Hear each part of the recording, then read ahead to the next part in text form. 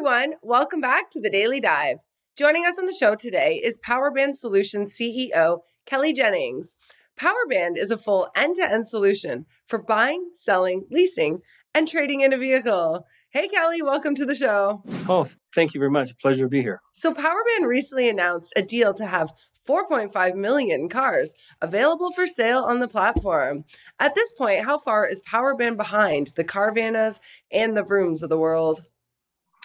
I believe we're not that far behind. Our business model is completely different. They compete directly with the dealer body where we're facilitators. Our ultimate goal is to provide a sales process by which the consumer can pick their journey and to buy and sell a vehicle, but make it as simple as going on Amazon and acquiring a commodity there. The advantage we have with our business model in the 4.5 million cars is the fact that we don't have to own the vehicle till we have it sold. So the consumer can come into the database, kind of like going to a library, pick out the vehicle they want, do the necessary background checking of the various data that we have available for them, and buy the vehicle. And then once the vehicle's done or the deal's done, we go and buy the car directly off our database. And that way we don't put ourselves in a position to take risk with the depreciation. We kind of look at it more of an Airbnb model where we actually get the car when we need it, but we provide unlimited access to a lot of vehicles across the spectrum. When will consumers be able to log on and see a website with 4.5 million cars available for sale? Yes, we're in the process right now. We basically struck the deal in November, and we've been working on the presentation part. And what we've tried to do with the site was to give the dealer interface where they can do a search on behalf of a consumer. But we also wanted to create a consumer direct interface where the consumer can come in, pick and choose the type of vehicle they want from home, do payment search, different payment variations for leasing and purchasing. And once they make that decision, then we go and buy the car, like I mentioned earlier. So it's actually our mandate right now is to have it out there in the middle of January for live use. We're testing it state by state. We're going to start with Texas and Arkansas, then go from there. What do you think the appetite looks like for people to purchase cars online as opposed to going into a dealership? Well, with COVID, I think what's happened is the buy habits whenever we're going to inevitably change anyway.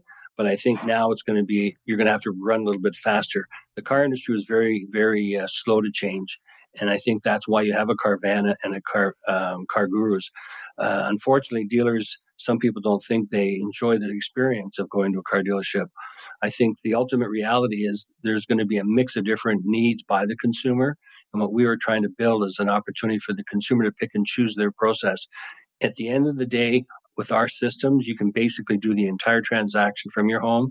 You can do the funding, leasing, sell your vehicle online, do the paperwork online, and we'll have the vehicle delivered right to your door.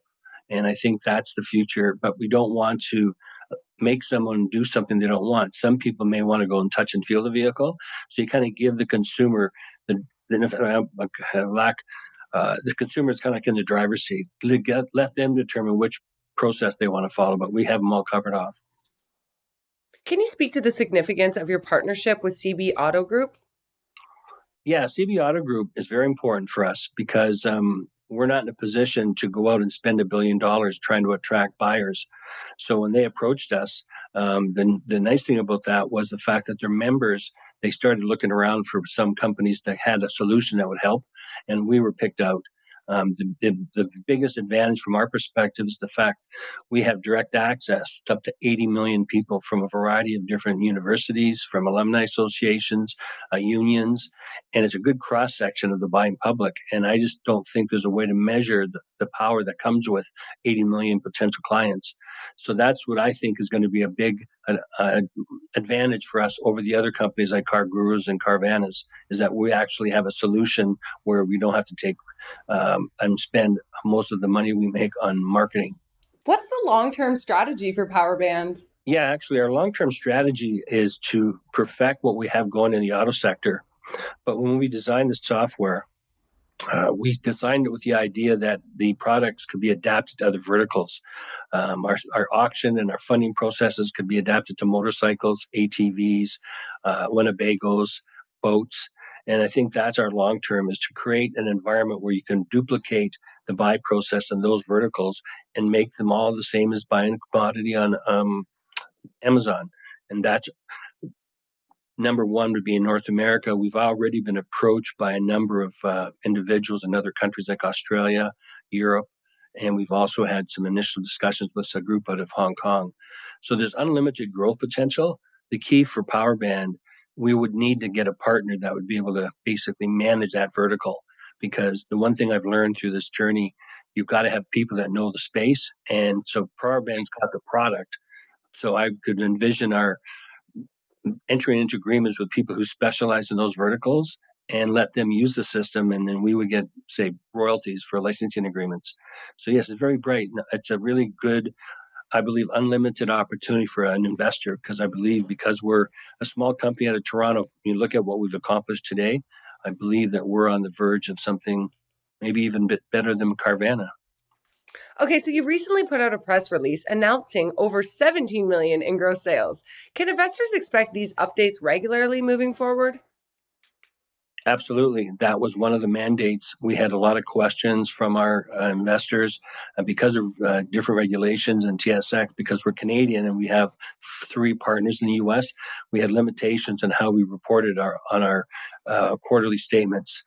We worked with the TSX and our solicitors, and we found a way that we could produce a report summarizing the overall sales of the corporate entity and letting shareholders understand we are making progress, we're moving forward, and our intentions are to do that on a monthly basis so they're always current. And so that certainly, I believe, is going to be a big advantage to us as we move down the road. Well, thanks so much for joining us on the show today, Kelly.